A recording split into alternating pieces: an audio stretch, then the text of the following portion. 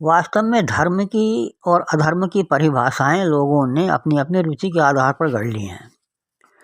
जो जिस व्यवहार में रुचि रखता है उसी को धर्म मान लेता है।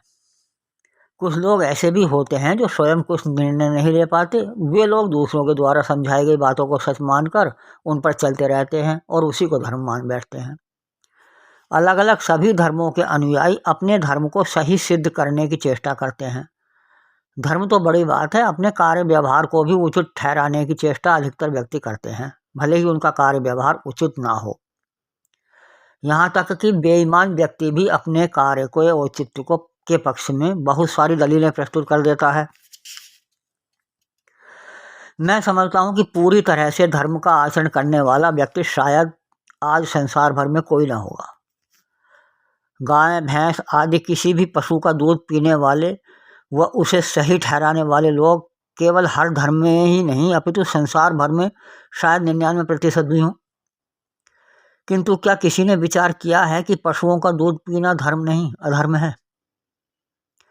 एक सत्य वाक्य है कि किसी को नाजायज हानि ना पहुंचाना ही धर्म है। मैं समझता हूं कि किसी को भी इस वाक्य पर आपत्ति न होनी चाहिए। अब इसी वाक्य की कसौटी पर दूध पीने वाले व्यवहार को परख लीजिए। ईश्वर ने दूध देने वाले प्रत्येक प्राणी का दूध उसके बच्चे हेतु बनाया है। यह इसलिए सच है क्योंकि यदि वह मात्र उसके बच्चे हेतु न होता तो बिना ब्याहे यानी बिना बच्चा जने ही मादा पशु में दूध देने की क्षमता होनी चाहिए। किंतु प्रकृति का नियम यही है कि एक ओर जहाँ बच्चा पैदा होने की तैयारी चल रही होती है तो दूसरी ओर बच्चे है तो उसका आहार दूध के रूप में उसकी माता के शरीर में तैयार हो रहा होता है। इससे सिद्ध हो जाता है कि माता का दूध मात्र उसके शिशु के लिए ही है, ना कि किसी अन्य प्राणी के लिए। कुछ ऐसे लोग भी हैं जिनमें सामान्य जन व संत महात्मा सम्मिलित हैं कि जो केवल दूध और फल ही ग्रहण करते हैं। वे अनाज त्याग कर चुके होते हैं। वे स्वयं को दुग्धाहारी अथवा दूधाहारी कहलाना भी पसंद करते हैं और वे वास्तव में अन्य सद्भावनाएं भी रखते हैं। वे जानबूझकर पाप करने से भी बचते हैं। किंतु गाय या भैंस आदि के दूध को प्राप्त करने में जो पापाचरण किया जाता है, इसे जानकर भी वे लोग अनजान से ही बने रहते हैं। पता नहीं उनके इस व्यवहार को उनका भोलापन कहा जाए या कुछ और। मैं यहाँ गाय से संबंधित एक उदाहरण देना चाहता हूँ। यूँ तो अधिकतर लोग जानते होंगे और जो लोग नहीं जानते वे भी सुनकर जान जाएंगे कि गाय का दूध कैसे प्राप्त किया जाता है। प्रायः हर गाय और उसके बच्चे को अलग अलग खूंटों से बांधकर परस्पर इतनी दूरी पर रखा जाता है कि वे एक दूसरे को स्पर्श भी ना कर सकें। ये बातें मैं इसलिए बता रहा हूँ क्योंकि मैं खुद इन बातों को देखता रहा हूँ। जब गाय का दूध दूहने का यानी दूध प्राप्त करने का समय होता है तो बच्चे को खूंटे से खोलकर गाय के पास ले जाया जाता है। यद्यपि बच्चा खूंटे से खोल दिए जाने पर स्वयं ही दौड़कर माँ के पास पहुँच जाता है। वह माँ के थनों को चूसने लगता है। गाय अपने बच्चे को प्यार के साथ जीभ से चाटने लगती है क्योंकि केवल उसी मौके पर सुबह व शाम को उसे अपने बच्चे को दुलारने का मौका मिल पाता है, अन्यथा तो उसे अलग ही बांध कर रखा जाता है। गाय की थैली में तो दूध रहता है किंतु उसके थनों में दूध तभी आता है जब उसका बच्चा पीना चाहता है और उन्हें चूसता है। अब आगे सुनिए। बच्चे की उम्र 2-3 महीने हो जाने पर बच्चा जब अपनी माँ के थनों को चूसता है तो उस समय दूध दूहने वाला व्यक्ति ध्यान रखता है कि थनों में दूध आते ही वह उस बच्चे को हटाकर फिर से निर्दयता के साथ खूंटे से बांध देता है और स्वयं दूध निकाल लेता है। यदि गाय का वो बच्चा 6-7 महीने का हो जाता है तो उसे माँ के थनों से हटाना किसी एक व्यक्ति के लिए मुश्किल कार्य हो जाता है। ऐसी स्थिति में एक और व्यक्ति उसे हटाने हेतु जोर लगाता है, यानी एक और तो व्यक्ति उसे हटाने के लिए जोर लगाता है, दूसरी ओर बच्चा अपनी माँ के थनों को छोड़ना नहीं चाहता। दोनों विपरीत दिशा में जोर लगाते हैं। कभी कभी तो ऐसा भी होता है कि जब बच्चे को हटा दिया जाता है तो खूंटे से बांधने से पहले ही किसी तरह वह वापस भाग आता है अपनी माँ के पास। व्यक्ति द्वारा उसका मुंह पकड़कर थनों से हटा दिया जाता है, ये सोचकर कि वह और दूध ना पी ले।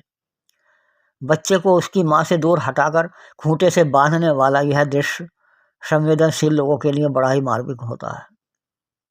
क्या यह अधर्म नहीं है?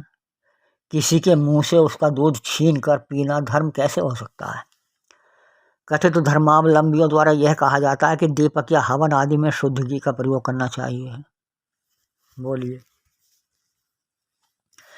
कैसा आश्चर्य कि जब हमारे पौराणिक विद्वज्जन अपने प्रवचनों में कहते हैं कि शिवलिंग का जलाभिषेक करने की तरह तरह की विधियां बताते हैं और व्यंग करते हैं कि भक्तजनों, आप स्वयं तो शुद्ध दूध पीते हो और जब मंदिर जाते हो तो पानी में थोड़ा सा दूध डालकर उसे सफ़ेद कर लेते हो ताकि ईश्वर उसे दूध ही समझे। अरे ईश्वर को बहकाते क्यों हो? तुम ईश्वर को शुद्ध दूध चढ़ाओगे तभी तो ईश्वर प्रसन्न होंगे। वाह महात्मा जी वाह! यह तो उसी तरह की बात हुई जैसे कि किसी को से कहा जाए कि बैंक लूट कर लाए हो तो मंदिर में घिसे पिटे सिक्के या नोट न चढ़ाकर नए नए नोट चढ़ाओगे तो ईश्वर प्रसन्न हो जाएंगे।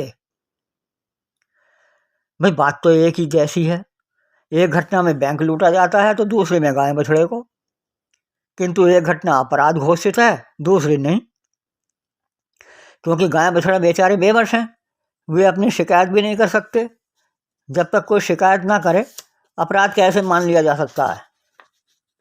हमारे यहाँ तो डकैती भी तब तक ना मानी जाएगी जब तक कोई व्यक्ति रिपोर्ट न दर्ज कराए, अर्थात शिकायत ना करे। थाने के बराबर में ही चोरी चाहे हो जाए, सारे शहर को पता चल जाए, किंतु यदि रिपोर्ट ना की जाए और कोई पत्रकार थाने में जाकर इसके विषय में जानकारी चाहेगा तो उत्तर मिलेगा कि अभी तो ऐसी कोई शिकायत नहीं आई है, जब कोई शिकायत आएगी तो जांच की जाएगी। खैर, ये अलग विषय है। इस समय जो विषय चल रहा है उस पर आते हैं तो उपरोक्त तर्कों से यही सिद्ध होता है कि हम दूध पीकर या किसी अन्य को पिलाकर धर्म नहीं अपितु अधर्म ही कर रहे हैं। किंतु ये भी है कि मेरी ये बात अधिकतर लोगों के गले नहीं उतरने वाली, और जो लोग सही समझ रहे होंगे वे ये मानकर नज़रअंदाज कर देंगे कि आज के युग में दूध के बिना जीवन की आशा कैसे की जा सकती है। आज दूध, दही, घी, मट्ठा, पनीर आदि कई रूपों में जरूरी हो गया है। मेरा कहना है कि मैं किसी को उसके प्रयोग से रोक नहीं रहा हूँ, और रोकूंगा भी क्यों? अभी तक तो मैं स्वयं भी दूध का प्रयोग करता हूँ। मैं तो मात्र सच को प्रकट कर रहा हूँ, और सच को सामने लाना कोई पाप तो नहीं।